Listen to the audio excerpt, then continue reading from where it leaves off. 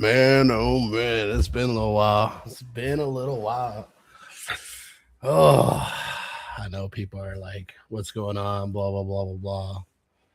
I mean, to be honest with you, a lot of people should just kind of seen the writing on the wall. Um, this, again, was an anticipated move, something we discussed, something I talked about. And, anybody who DM me or messaged me, I did respond in a conversational piece and said, hey, we're looking for a bounce into resistance and rejection, right? That's what we were looking for the whole time. Again, build short structure, the down structure is a good indication of reversal back up. A build long structure is a good indication of a break down at some point, right? At some point. We did play the bounce. I think we played it really well, right? Really, really well. This is 2022, and I posted this on basically on here on December 28th. And I said, this is likely what we're going to see here. So we've seen the move into resistance. Again, another build long structure, right? Not build short. We move into resistance, and then we get the breakdown move directly after. So we basically built up into resistance. Now, granted, we didn't quite hit resistance, unfortunately. We came just shy of resistance. Again, that marker was basically 100K is what I was discussing with you all last time we spoke. And then from there, I did discuss too, when people ask me like, hey, when are you taking profits? I said, roughly in the 100K range on my longs. My longs printed really well. I think I did almost like, I think like an 8X or something like that on my long positions. And they did really well. I got out with about, I'd say 80% because I scaled out of my longs as I was going up.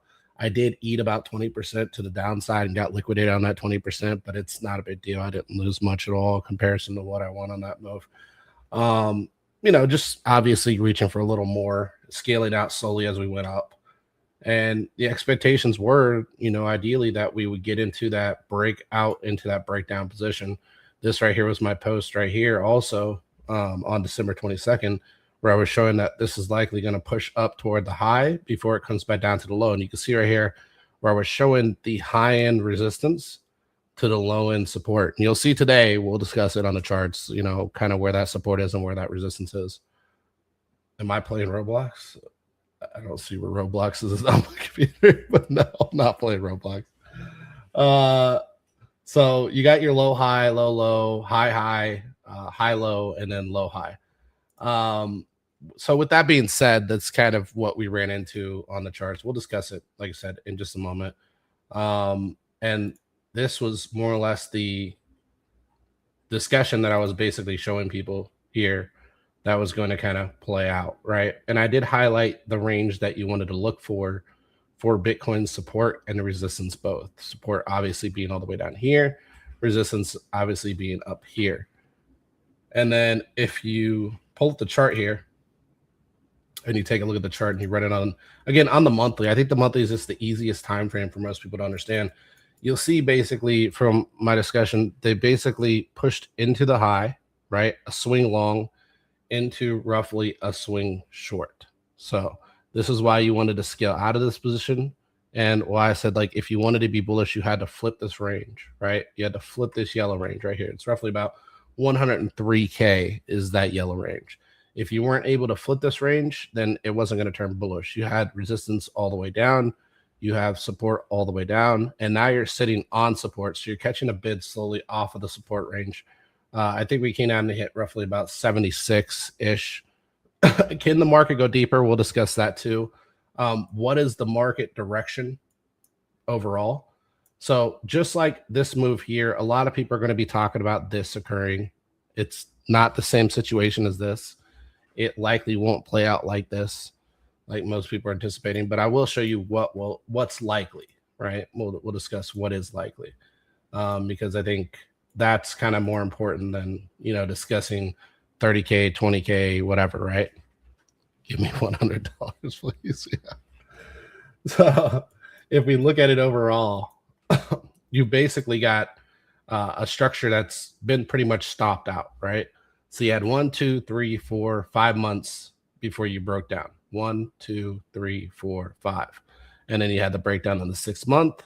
Then you had the build long structure, which swung hard. This basically liquidated all the shorts, trapped a bunch of longs that thought they were going to get the breakout. And then once they got the move up, they then did what? They liquidated the longs. Now, this is what I've been discussing, is that there will be a trap set even if the market was anticipating to go lower. And that's why I told a lot of people, don't short below 90K. 90K was that marker. 90K is likely what got a lot of people liquidated too. Keep that in mind. Anybody who shorted below 90K likely got liquidated in this move up really easily. And so with that being said, basically, where are we pressing at? Where are we at right now? We're pushing into the lower end range, right? So you got your low end range right here, and you got your high end range right here. This was your shoulder rejection. We didn't quite get all the way there, but we got pretty high, right? So we got some nice prints on some longs, and then we got the blast down, right? The slam. This is where the market slammed us down even more, and they pushed us down into the low end range of the current market. Low end range being right around in here. Right. Now, can the market go lower? Of course, it could go lower. We'll discuss that too here in a minute. How low will it go? What's the likeliness? And so on and so forth. We'll talk about all that.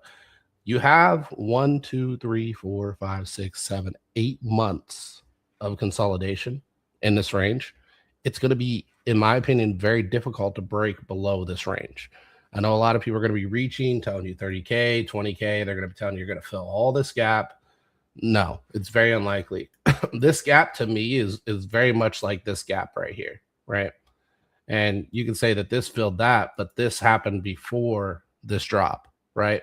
So typically, if something like this is going to get filled, it's going to get filled somewhere relatively while you're still remaining in that range. It's not going to be filled after you've broken out of the range. Typically, once you've broken out of the range, this just stays, right? And you could say technically it was filled by the wick here too. Again, just, if you're going to fill a gap like this, you're going to do it atypically before you break out of the range. So now that we've kind of done the same thing over here, this, is very similar to this. This is very similar to this. And the market created structure in between, right? This right here, this portion fills this gap, right? That's basically the way we have to look at it. We have to look at it like this portion right here, this consolidation range right here fills this gap. This gap doesn't need to be filled. Doesn't need to be filled. I know a lot of people are going to tell you 30K, 20K, blah, blah, blah. And then they're going to pretend that they never said these things after. But the likeliness is that we're likely closer to a bottom than a top. Now I'm going to show you on the RSI also, you'll probably already see it, why that's the case, as well as the consolidation range. Again, we got to look at this as a square, right? This is a square consolidation. Price broke out, price broke back into that square, right? And then it shifted away. Again, another square consolidation range, right? Price broke out, price is breaking back towards that square. So likely, if we're going to get a bottom, I'd say the lowest, maybe we could violate this a little bit, maybe hit like 57, 63, but that's the lowest I would see markets going. I wouldn't see them going much lower than that. And currently we're at 76. So, another 10K down basically. And if we look at the drawdown here for Bitcoin, you're only looking at 20% max from here. Now, from the high, obviously, it's 51%. Now, a lot of people are going to be talking about 80% drawdown, so on and so forth. I'm going to kind of refute that a little bit with market structure, right? And I'm going to show you kind of why that's likely not the case. And likely this will be the norm moving forward. I think the drawdown that we're seeing right now will likely be the norm. Again, that 50% versus the normal, 80%, 90% Bitcoin drawdown. So if you look here, it's 77%, and you're probably like, well, how did it go from 77 to 50? Again, we'll talk about that. So the part that we have to understand with charts, right? We remove all that, is when you get a parabolic move, you get a parabolic retrace. We'll just call it that, right? It's really what we call flush in trading, but we'll call it a parabolic retrace. This is a rebalance, right? Hype break into rebalance. Now you're probably like, well, it started down here and went all the way up here. No. That's actually not the case. The case here is it started right around here, right? This is where candles just went up only, and then retrace back down. Now, typically you can get 50, 70, 80% drawdown, but you only need 50, right? You only need 50 of a drawdown. And that can technically fill all the gaps. You don't need 100% drawdown to the entire breakout structure. This technically is the breakout structure. See the candle differences here? These candles are small, consolidated, right? They're consolidated as they go up. The candles don't start getting crazy until you go here, into here, into here, into here, and then you get the big retrace back into the range. And again, you get big candle breakouts here. So anticipation is if you're going to break this range, you don't want to revisit down here. So what does the market do? It pulls it back and then starts to structure again, and then here, and here, and here, and here, and then we see retrace into here, again, trap liquidity, and a push all the way back down, basically rebalancing the breakout range, right? Now, a lot of people wanted to see a move all the way back to here. What was the drawdown we discussed? The drawdown we discussed is not a move all the way back to there, right? The drawdown we discussed is a move from there to what? 70 to 80% max typically. And what do we see for the drawdown? 77%. You're not going to get 100% drawdown. So the breakout range is technically, where this starts is where you're retracing back to, but you're only retracing about 70 to 80 max and all the way up to 50. Right? 50 is the norm. So 50, 55 is what a normal chart will look like. That'll be the max that you'll see in a bear market on drawdown. So you got basically a 77% drawdown. Now, here is not the same as this. It's not the same. Because what do we see here? Well, we see God candle, rebalance, right? And you didn't just rebalance there, you rebalanced here too. And then you see God candle, you see slow moves up, then real God candle, rebalance, right? Then big God candle, sideways move, and then little God candle, rebalance, right? You're coming back to fill the candle. That's essentially it. And now that you're kind of already there, it's like, where do you go from here? Again, the discussion of where we go is basically you can come back to here. That's a possibility, but likely not lower than that, right? Likely not lower than that. And that will bring you back into your previous high also. Again, just another thing that kind of happened here. If we look at it from the previous low, right? And we drag that across, we just barely breached into the previous high of the previous market. If we hit this low here, it'll bring us just barely into the previous high of the previous market. Use a discussion piece from there, right? And that brings us like 59, 60K. Like I said, like 58 is like the most I can see. That's why people are telling you like 30K, 20K, like it's very unrealistic that that's going to be the case. And that drawdown will put you right around 50, right? That'll put you right around 50 for here, 53. So I'm not really bearish here, although I think you can get a discount, but it's the same thing when I told people over here in basically when we were bottoming here in 2022, I told people in this range, start to bid, right? And those people made a killing if they started bidding around that range. And I would tell people again, where we are from here, doomers and gloomers, in this range, start to bid, right? We're there. You could get lower for sure, but your drawdown to breakout is huge, right? Let's say your average is sitting around here, right? Let's say your average is sitting around here. You did all the bids through this range, and your average is sitting around there.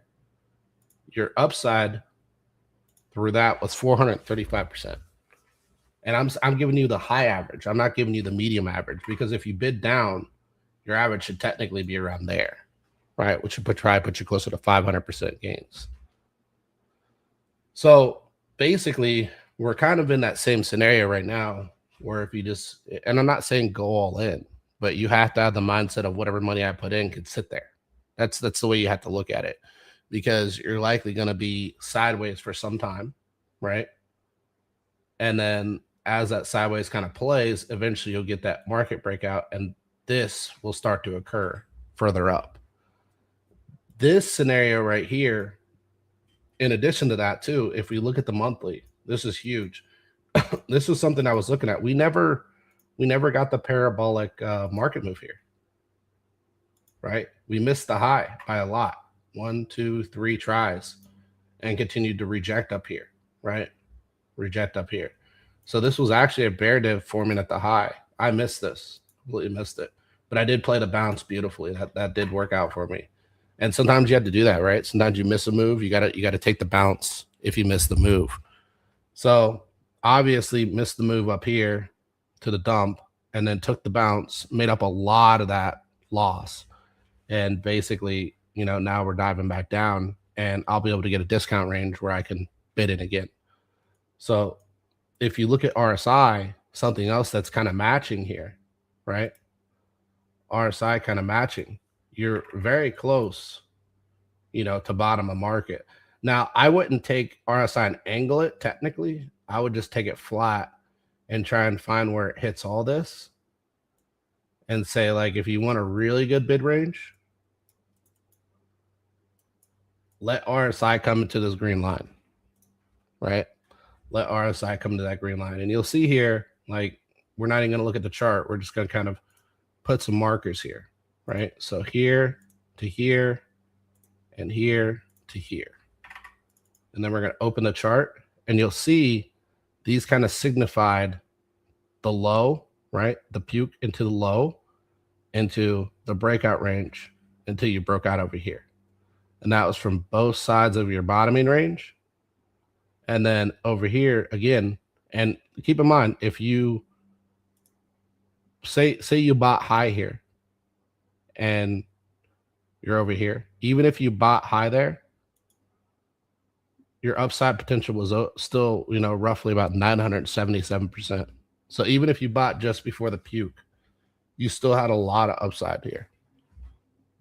So don't get into this mindset that we're going to be in the bear market for a year or this or that. And because that could be the case. Like I usually look at it from like 8 months, especially from now at most. But if you're going to be averaging anyways, does that really matter that much? No, you're just kind of averaging into this low, because nobody's going to be able to catch the exact bottom. It's very unlikely. If somebody does, it's typically luck, right? But you want to bid into the low end range. So again, just bidding into the low end range, and that's going to give you parabolic gains. So essentially, again, we're into that low end range. RSI, not too far from the low end line here. And likely we're going to come into this and then catch a bounce out. That'll start the bull market again. It's just, this year is not looking too fantastic. But on this front, right? But we're going to talk about some things that do look good, that could flip things up sooner than we think. And that's basically oil and dollar, right? So you want oil down, dollar down to get good gains. And you can see here, this is something I talked about today with the BB boys and girls. And I basically discussed with them, and I said, hey, now might be a good place to short oil. And I know a lot of people are going to be like, oh no, blah, blah, blah with oil. Look, all this crap's topping, right? This spike in oil is not bullish. And I'll tell you why. You're basically bidding into high time frame resistance, right? Support, support, support, resistance, resistance. Over here, it's a little shorter, and support over here, right? So this, to me, is high time frame resistance. You're already showing rejection. This is what we call a retest. That's what that's called. Retest once, retest twice. You're continuing to form lower high structure. Oil looks like it's about to fall off a cliff. Other scenarios that are pro for oil prices going down, again, the Venezuela stuff is another thing that could cause oil prices to go down. In addition to that, you can see the deals with the Saudis. That could be another reason for oil prices to go down. There's a lot of reasons for oil prices to go down, good or bad. I mean, I'm not going to get into politics of the situation. I'm just telling you why, right? Why these prices may come down. And oil to me is heavily tied to dollar, right? So if you put oil and dollar in the same room, they're basically the same thing. We call it the petrodollar. A lot of people tend to forget this. I don't know why they forget this, especially the older guys. They should know that saying of the petrodollar. And so if prices are going to come down, likely dollar value should come down. If dollar value comes down, asset prices go up. So you could end up in, I think, like a lull for a little bit, which is basically where dollar's trying to rebalance and plays kind of sideways for a bit. And that causes asset prices to stay suppressed. But the minute dollar starts puking, you're going to see assets start to jump because money's got to go somewhere, right? And if dollar's losing value, it needs to gain value somewhere else. That's why the stock market tends to run when dollar is losing value. Because if you're rich, let's say you have $100 billion and your $100 billion is worth $100 billion today, but in like 2 years, it's going to be worth $80 billion, not due to, we'll say the value of the 100 billion. You still have 100 billion, more due to the purchasing power of the 100 billion, right? It's about purchasing power.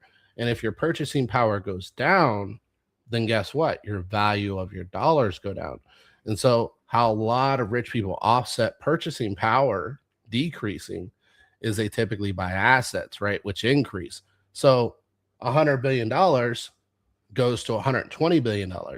And that $120 billion has offset that $20 billion difference of purchasing power, right? And so now that $100 billion is still worth $100 billion. This is why you see a lot of investing in the assets, because they basically have to offset for purchasing power differences. And purchasing power right now is still not the greatest. That's what people aren't understanding. Like, people would think about it from inflation, deflation standpoint, but it's just purchasing power. That's all it is. Like, is your dollar worth the same value for the same truck you could have got 5 years ago? They can make whatever excuses they want for the value of the truck and say, oh, well, we added all this tax, so it's worth, $30,000 more for this truck. But at the end of the day, it's not. It's just they added a bunch of extras to try and pretend like the value is more or worth more, but it's all the value in a vehicle is in the motor and transmission. It's not about the tech. The tech is just like a cherry on top. It's just extras. So again, just going into the conversational piece, if the oil is about to go down, I would say roughly I would be looking for like $50 a barrel. $50 to $45 a barrel is what I'm looking for oil. A lot of you are like, well, who cares about oil? It's an important piece of the pie when you think about it. I think in that aspect, well, here's the thing. Like, we just talked about Bitcoin being closer to a bottom than a top, right? Like, what do you buy? You buy things that you think are going to gain value in an environment that's about to ramp up, right? We're kind of in the bell curve of the ramp up. So we're kind of in the low end bottoming portion of the ramp up. So we're kind of like down here, if you think about it from that aspect, right? So you were in this trend, and now you're kind of like in here somewhere, about to ramp up. So you're still kind of in the bottom. That's where we're at right now. We're not breaking out of this range right at the moment. We're going to kind of sit here. Purchasing power is going to continue to put pressure on consumers and so on and so forth. But I think over time, as dollar starts to lose value and you start to see assets blow up, it's going to kind of rebalance that purchasing power to a degree. Because if these companies continue to ramp up in value, then what you're going to see is you're going to see people's pay go up and so on and so forth. People be able to do more jobs. Gig economy starts to pick up a bit. The gig economy has really been the biggest disappointment of all for me, because gig economy has only gotten more stricter, on top of the fact that, if you look at the gig economy overall, it's kind of struggling right now even through the current economy. A lot of people thought the gig economy would keep the flame ignited in the economy, but I feel like it's kind of fallen over with the rest of the economy.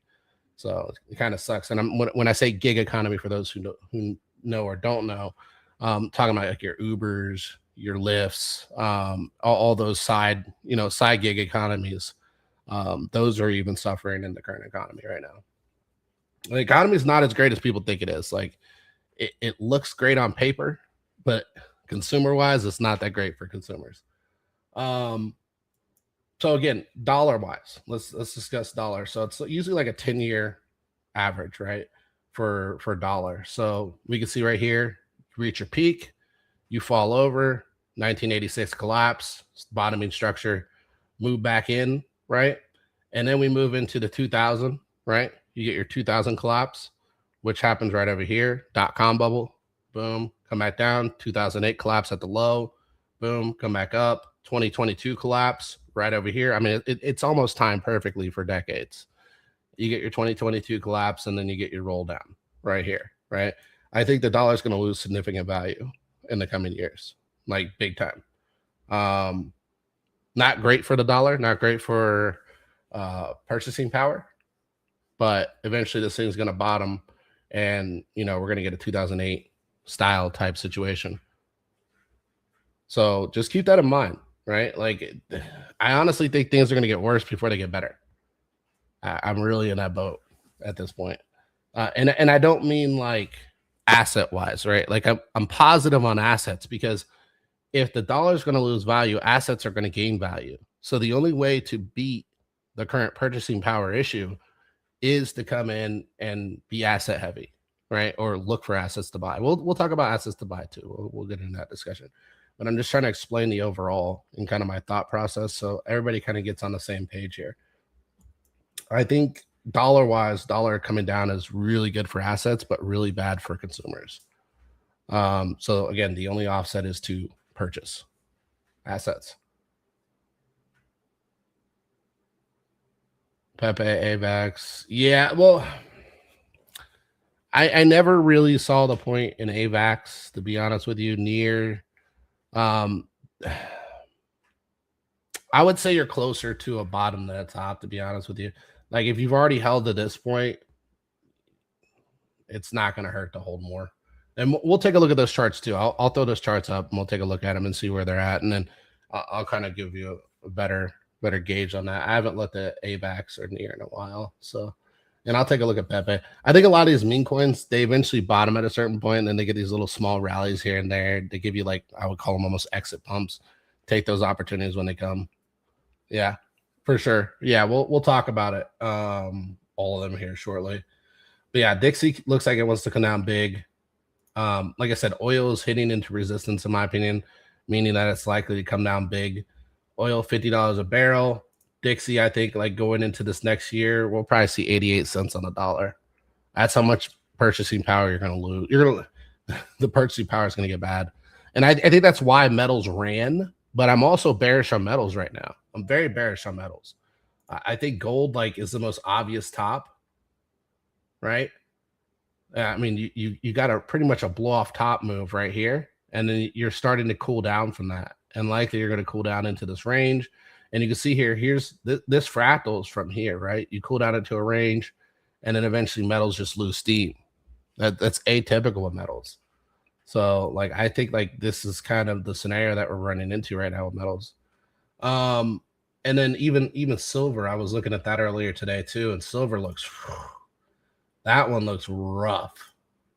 I think I got it on here. Let's see. Silver looks really rough. I mean, this looks bad. That's the biggest rejection candle I've seen in some time, man. If they can't pick that up on this monthly and it stays closed like this, I think you're coming down big time. Silver looks like a freaking trap. I mean, this is a Bitcoin market style blow off that looks like it's coming right back down. I mean, anybody who sold here, you're basically break even. You didn't really miss anything, right? The people that bought into this, like, look, this is silver right here. I can't I can't make this any easier. It's literally the same move. Look at this. Look at this. And then where does silver go from there? All the way back to the beginning. Look at this. You're going to come all the way back to $30 an ounce. This is insane. This is insanity. And people are telling you to bid this shit. Like, this is not the stuff you want to buy. Don't buy metals. It's literally the gold, silver, none of that shit. Like, I wouldn't buy any of that. Silver looks pretty bad. I don't know what copper looks like. I'm not gonna sit here and pretend to be a metal advocate or like I'm some kind of metal expert. I'm not a metal expert. I'm a chartist, right? And from a chart perspective, these things look bad. They just do. I don't care what no one tells me. It's like, dude, like this is not it. Yeah, let's go with this one. Copper futures. Bro, who's bidding copper futures? Yeah, I mean, even copper. I mean, again, just this one's tough. You might be like in here, right, with a little bit more run left, but like, let's look at the upside. I mean, a lot of these metals, it's only percentages. You're not even going to get a 1 or 2x out of these. Like, it's so pointless. Like, the opportunity level here is just insane. There's none. You're peaking in volume really hard, and really, I think this is going to turn into a bear div. So even copper doesn't look too great, but like, it doesn't mean like you can't do another 30%, right? If you're coming in with like millions of dollars, 30% is a lot. But like if you're coming in with like $10,000, like $15,000, just buy something else. Buy something with dividends.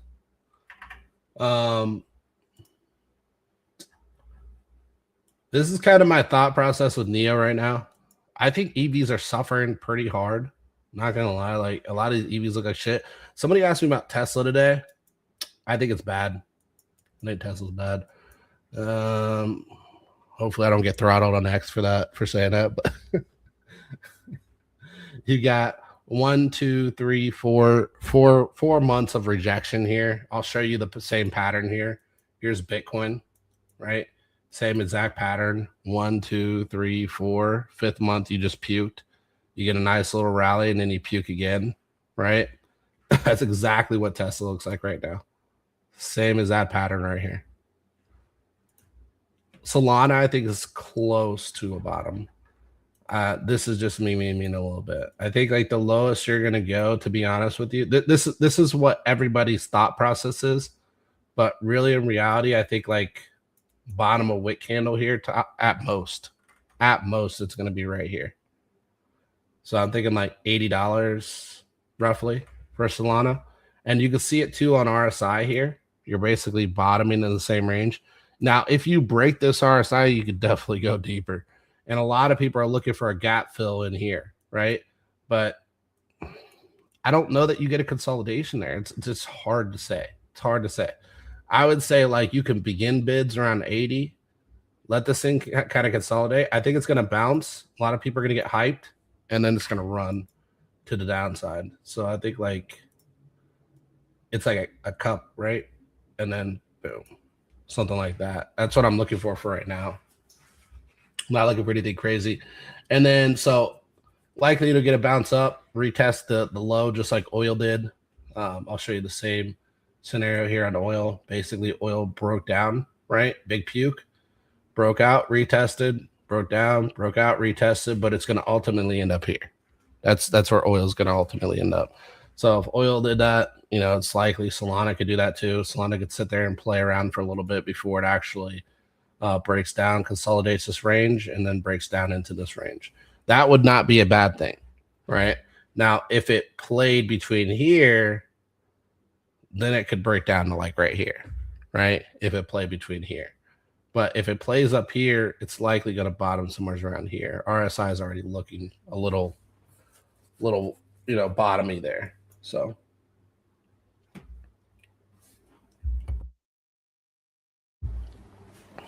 bottom at $60. Yeah, I mean, there's a probability it can come back down here and revisit. I think 60 is the obvious range, but the reality is like this is where you got your first hesitation, and typically you'll retrace into your first hesitation.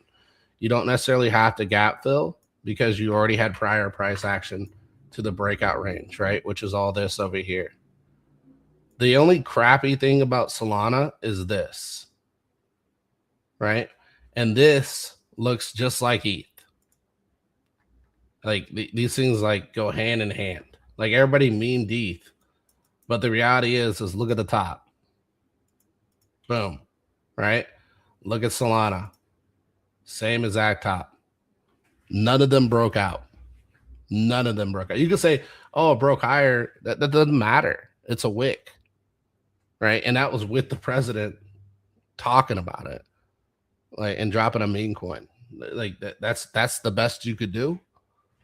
And then you got the breakdown, the rebalance, the breakout, and now you're basically just like, think of it like this, like you're in one big consolidation range. That's what you are right now. There's a bid down here, there's a sell down here, or up here. That's all it is right now. Nothing crazy. I think like overthinking this is just gonna get you to try and not bid when you get close to the low, and you're gonna sit there and you're gonna wait, and then you're gonna have to bid a lot higher than what you were originally anticipating. So I think like when you get close to your bottom targets, never look for exact target pricing. When you get close to your bottom targets, that's when you want to start bidding. You don't want to look for exact. So you get close to this bottom target, right? In that relative range, start bidding into it. You're not looking right now to get heavy returns. You're not looking right now to, do a 20x or 30x. You're looking right now to invest and then take out later. That's the way you got to think about this. So don't go in too heavy on a lot of your bids right now. Like, only bid what you're investing to take out later. And I'm talking like it could be like 8 months, it could be a year. Like this, it's hard to tell like where this will end, but typically these end at roughly in like the 10 to 12 month range, right? And I'll show you that too, because a lot of people think I just talk, but like I've done the due diligence here, done it. 396 days, right? 427 days, right there. 426 days, right there.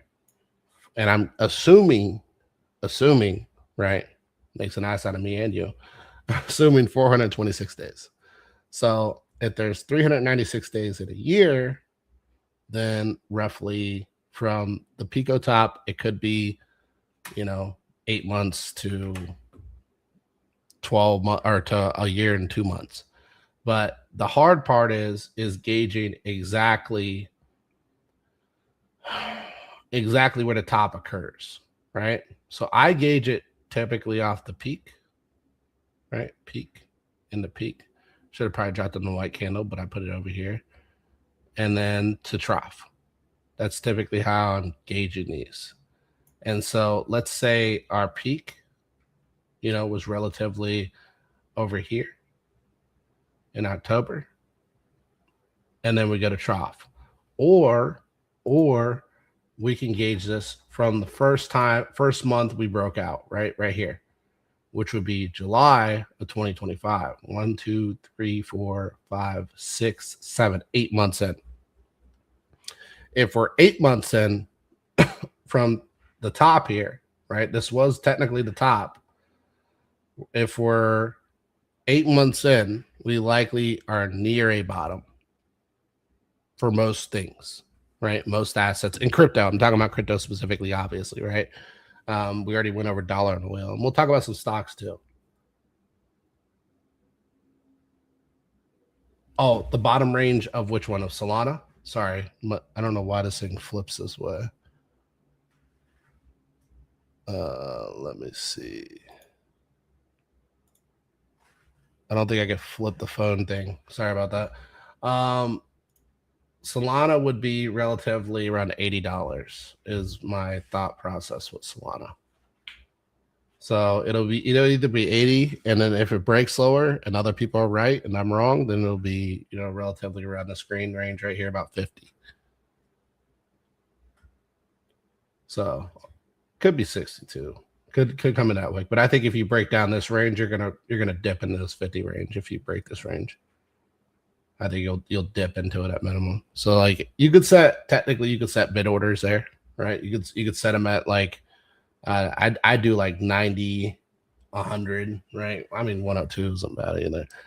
Do like 190 and then like 80 and then like a stink bid probably around like 50. And for those who don't know what a stink bid is, it's basically you put in a bid into a range that you think is unlikely, but you just do a small amount, and if you do catch it, then you're good to go. Well, here's the thing. This is likely to play out faster than what most people anticipate, right? And if it is 80, then selling here to buy here is kind of risky. It's kind of risky. If you have anticipations of Solana recovering, I wouldn't worry too much about it. I don't think that Solana is going to zero. I don't think ETH is going to zero. I don't think Bitcoin's going to zero. Since these three specifically, if you're exposed to those, these three specifically should recover, and probably likely the next year, I would say. So the next 396 days, then I would just kind of hang in there and just kind of let this thing. I wouldn't sell at a loss, basically, right? On these three things specifically. Now meme coins, those are a tougher call, right? It just depends on how bad you're down and what your position size is. Sometimes you just got to kind of hang in there, and then other times you just cut your loss. It's really hard to tell people like what to do in those situations when it comes to risky assets, because everybody's different, right? And it's all about your allocation. You should always be in any type of market. You should never be looking for a exact position to sell and an exact position to buy. You should be looking for scaling out and scaling in. In my opinion, obviously, right? This isn't FA, but it's like scaling out and scaling in is like the key to a lot of this. Like I wouldn't even, this cycle would have been really hard for me had I not been scaling out and scaling in. Like really difficult, because me scaling out of meme coins continuously and scaling into them has really helped me avoid some really big drawdowns, because like I scaled in at certain points and then I stopped scaling in, and then when it gets to a certain point I start scaling out. It just is what it is. And I think like anytime you start really breaking above previous all-time high with Bitcoin, starting to scale out makes sense, because you can typically scale back in cheaper than where you scaled out.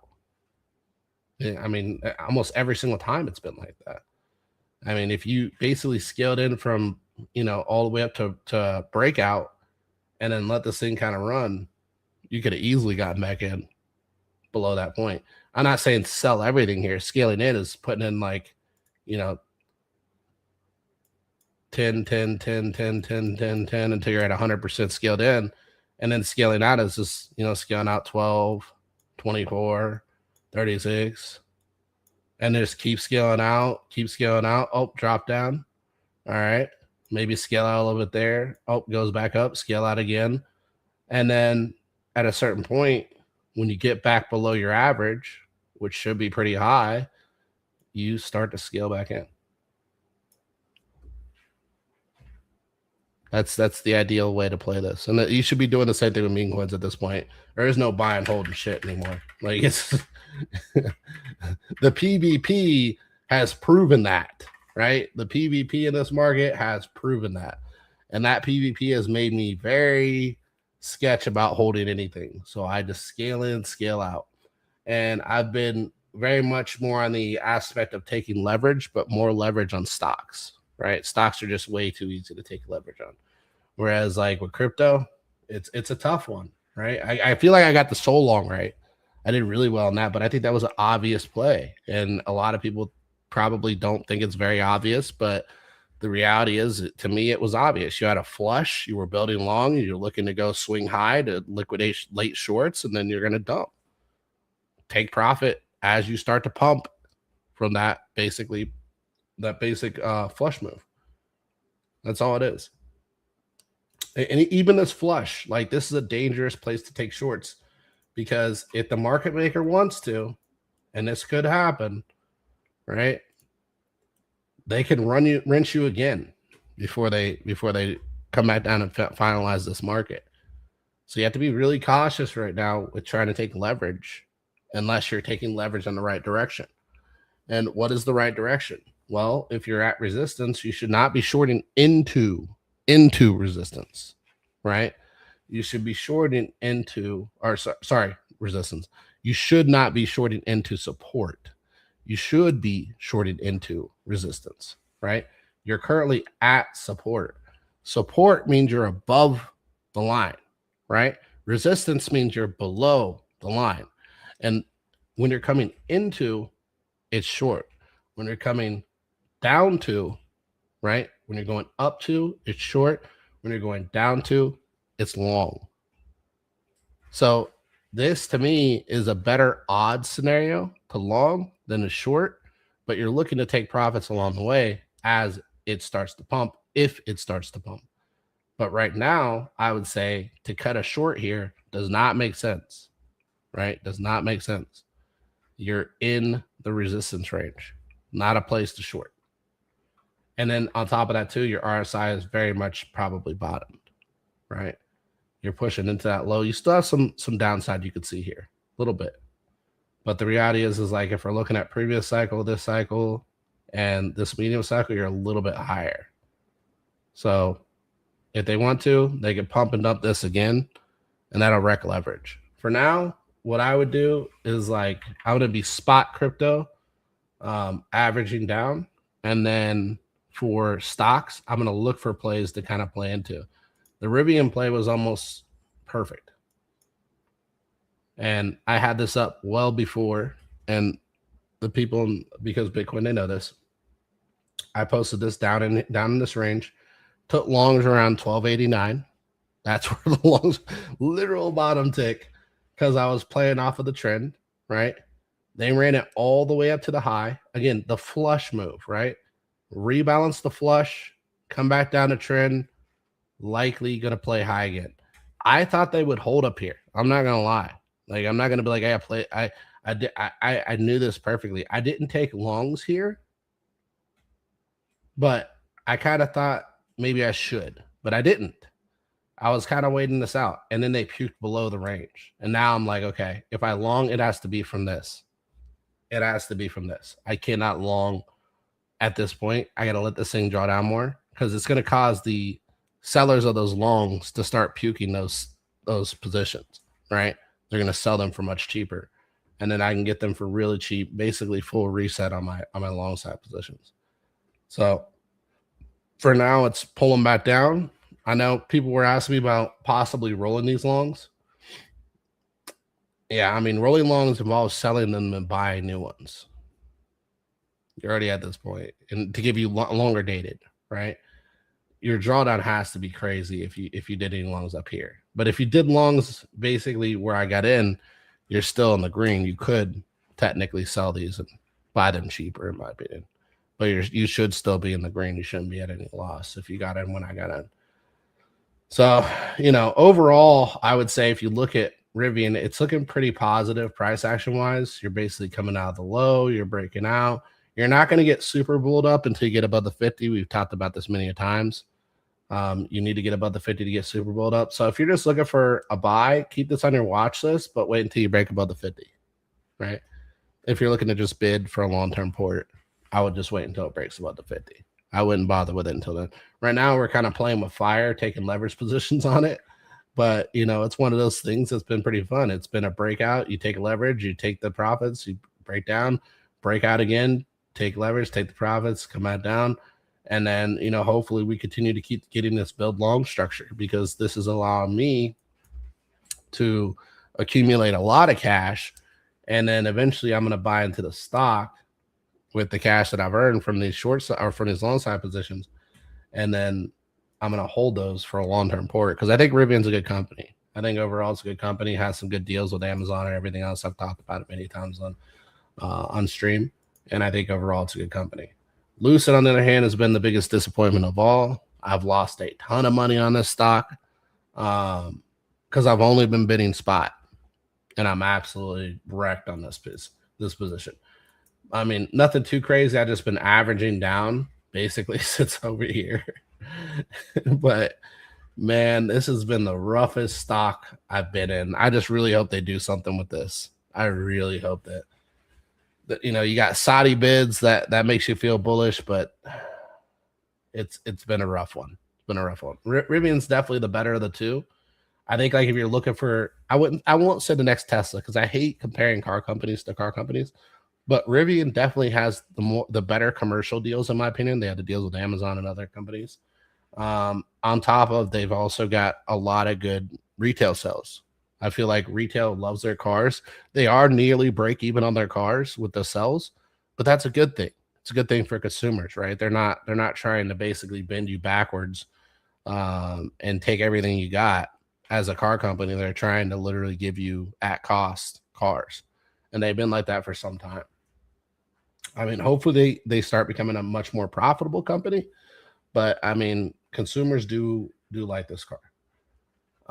Neo is a Chinese EV for those who didn't know, so that's one I'm kind of bullish on too. And you can see here, like I've had this for a little while now. I'm expecting that PLTR is topped. I really think it's topped. And so, what does that mean by topped? You got a few ranges here. You're going to come back down to like 80, anywhere from 80 to all the way down to like 60. That's kind of your bid range. If you like PLTR, you think it's a good stock, this is where I'd bid. I think you're going to nearly fulfill the entire breakout range, which is crazy. Now, granted, this is something that I gave out roughly around like $9 to $13. $9 to $13. I was talking about PLTR. And so this was a really good play. You'll see it on my timeline too if you go on Twitter and just type in Rivian. You'll see at some point in there where I first started talking about this stock. So this has been a killer play. I do think people should take profits on it and either turn that into cash or flip it into another asset, at least until this kind of consolidates, right? Finds a bottom. Because I think you're still closer to a top than you are a bottom.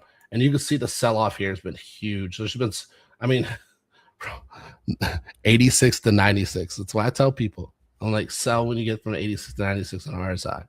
And they hit as high as 96. There was so much hype on this stock. You're going to reset all the way to the 50. Price is going to come lower. I'm not laughing like, like, oh, everything looks bearish. I'm laughing like it's just, we got in really low. We're going to make money and we're going to try and flip that money somewhere else to make more money. That's essentially the idea there. Neo again, this NVO. This is consolidating, and I was actually thinking we would come down. I think this range looks good. I like it here. I typically look at it like when you come into the previous consolidation, that's bad because typically you want to use that consolidation as support.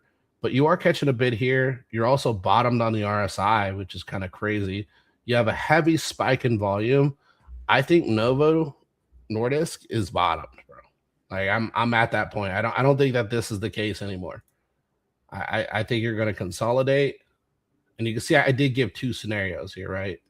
I think you're consolidating. You're bottomed out. You got spiking volume. This is really good.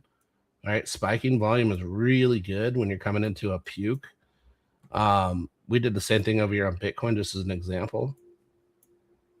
So come over here, low end range, spike in volume on low end range, reversal, right? So I think that, looking at that and looking at the Nordisk, I think they're very similar here. Again, spike in volume, low in range. This is likely the bottom of this one. Even if it consolidates a bit longer, this could be good for a long-term port. Or if you get some kind of drawdown, take some long side exposure and look for upside. That's the way I'd look at this one. Nordisk looks really good for a bottoming structure. SUI, I think this one's a good one too. We are well below the breakout range here, right? I think you can come into, and we even broke our trend, which is big. And we're kind of holding the previous body candles, which is good.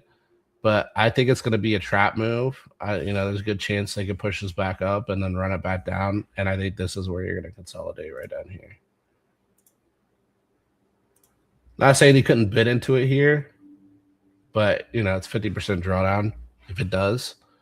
But ultimately, I think that this is going to be a good one going into next cycle. I think they do a lot of things right as far as a crypto company, and they have a lot of good partnerships and stuff. RSI on SPY has been pretty interesting. So if we look at it overall, it was, looking pretty bearish. But we're kind of breaking out of that. But that doesn't mean that this is over. I do think this is a downtrend. I think we're slowly losing volume, but I think volume is going to ramp at the same time because this looks like it's circling out. If volume ramps, typically it's because of some kind of puke, right? Typically the volume ramps into the low end ranges. Right there, right there, right? And then over here. So to me, I think SPY is going to get crushed at some point. You got really heavy volume spike here. And again, just, more spiking right here into this drawdown here.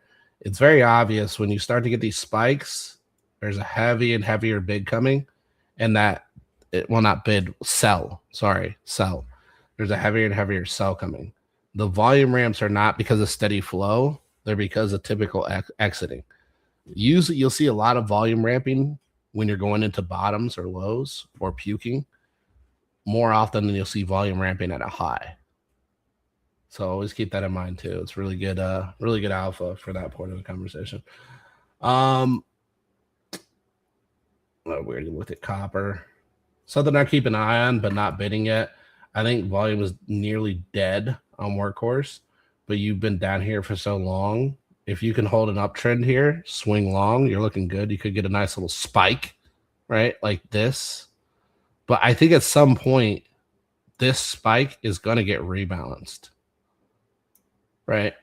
I think at some point, this is going to happen. So I'm looking, just like the same thing I showed you with Rivian, right? It's another one of those conversation pieces. I think at some point we should look for a bid up to that range, even if it's going to go lower. I think this spike is way too significant to leave that liquidity behind, and I think at some point this thing's going to push up to this range. So it's not bad at the moment. Again, that's just a trade. I'm not saying it's a long-term hold or any of that stuff. IONQ, big pukes. QBTS, big pukes. This is quantum computing, by the way. I think a lot of these are about to come down and reset. RGTI, QUBT, and you can see the levels. Like I have a lot of the levels already leveled out. You are setting on support here, but you could easily come back down into your beginning point. And then you can see right here, Defiance is starting to puke a little bit. QBTS, you're gonna hit probably right around here. And then if you don't stop, you're gonna come all the way down to like 9, right? Or sorry, 11. IONQ, you're already below the nominal range, which is basically right around 47.77. So you're going to probably play into 36. You're currently at 39 and likely end up somewhere around 28. That's another thing too. I think NVIDIA, man, like this looks toppy. I'm not gonna lie. NVIDIA kind of looks like this. Like it wants to come back. Nothing too crazy. You can see it on the RSI too. RSI is very obvious. You got volume drop, right? And what did I say about volume spike? Volume spike is indicative of some kind of big pullback. I think NVIDIA is about to pull back big. Like if you want to take shorts, this would be something I'd be eyeballing. The short. You've obviously been declining on strength. Your volume is nearly absolutely gone, right? You got almost no vol here, and you've been in a solid uptrend for years and years and years. So a lot of people say this doesn't make sense to short it here. I can tell you, like looking at vol, you're too crushed on vol that you're going to start seeing spikes, and spikes, again, we talked about it, are not good. That means profit taking. Look at Norvo, right? When they started getting profit taking, boom, puke. But when you're peaking, and you've also been consolidating sideways, you found the bottom.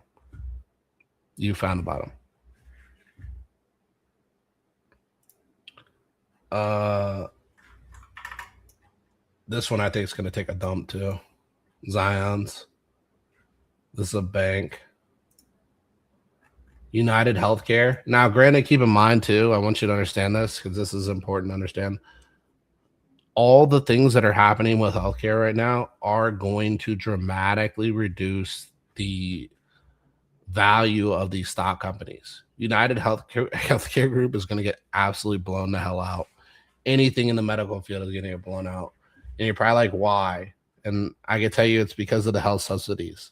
Now, again, not political. I'm not getting into the politics of the situation. I'm just telling you the reason why these companies are going to likely come down and continue to come down in value.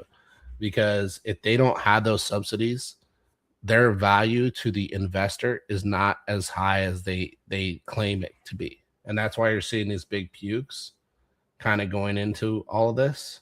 And it looks like it's going to continue to come down. Honestly, I think like 191. But if these companies get crushed, man, it's going to be bad. It's going to be really bad. Like you could be like $62 on some of these companies if they get absolutely blown out.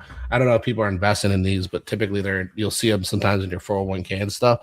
I went through and played with my 401k and opted out of all healthcare groups. Like I'm not investing in them. I think it's a rough one, and it's going to only get rougher for the next at least couple of years till they get it worked out, right? Until they find a way to kind of offset this. They can do it through the current things that they're trying to do with give the people the money. They can do it through giving these healthcare companies the money. But I think like at the end of the day, they're going to come down in price. Oh, let's see here. Tesla, we already talked about. That's topped. Strategy is going to follow Bitcoin. Looks exactly the same. Look at the consolidation. Look at the drop. Look at Bitcoin, right? Look at the consolidation. Look at the drop. Strategy is going to follow Bitcoin. Whatever Bitcoin does, strategy will do. There's no point even buying strategy. Just buy Bitcoin. The price action is literally tied. Index. We already talked about Lucid. Oh yeah, Nike. Oh, I do think I think this is top too. I think Zcash is top. I think people if you're in that, I would take profits. We already talked about Neo, talked about dollar, talked about oil. Jupe. Yeah, Jupe looks like it's just infinite while down. You can see right here I had all this marked out. It's crazy. It's just been dropping and dropping. I'm looking for this to play out at some point, but just hasn't been there. We're still in that bull channel right now. And then somebody asked about hype.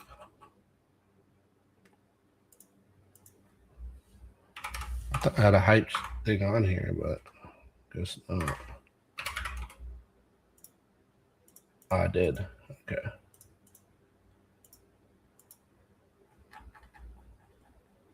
Ooh, look at that. Damn, they got crushed. Look at that. Came right down, filled it all. There's a bid in here. There's a bid in here at 20, but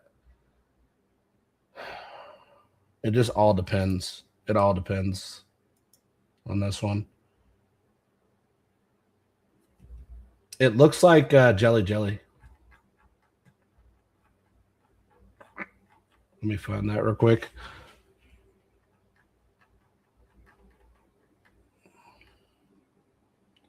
Actually, I'll just do this. Jelly.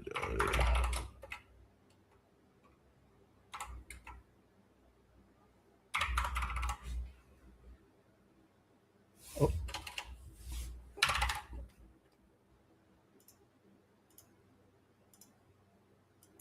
Very similar to Jelly. And you can see here, like they had a spike, then they had a flat, but they kept playing the mid-range here. See?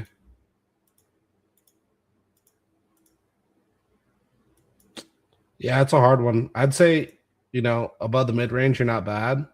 But, like, this is a range coin. It's not doing much beyond that. It's almost not even worth playing into. But, yeah, we're reaching that 1 hour mark.